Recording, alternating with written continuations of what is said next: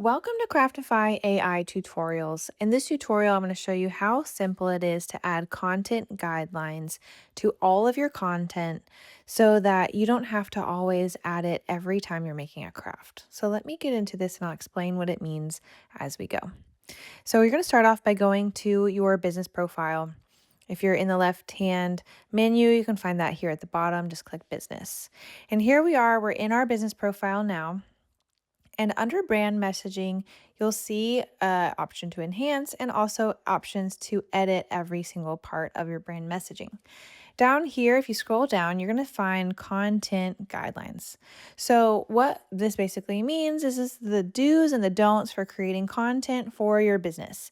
So when we're writing an email, for example, and you want all of your emails to be written in Spanish, then this is a content guideline that you might want to have universally. Now, for all universal guidelines that you want to add, you want to put them here in your business profile. That way, they'll automatically show up in every single craft as you're working, so you don't have to add that command every single time. So let's put one in here right now. You click this edit icon here. I will go ahead and say write this content in Spanish and don't use the M dash, for example, and click the check. Now that will save it to our business profile. And so what we can do is we can go to create a social media post, for example.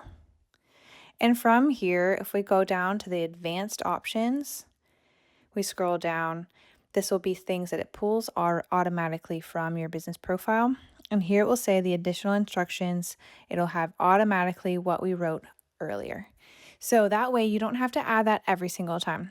We're seeing a lot of users needing to change certain aspects or wanting to give that same command every single time. This is the easiest way to do it, is to save it to your business profile.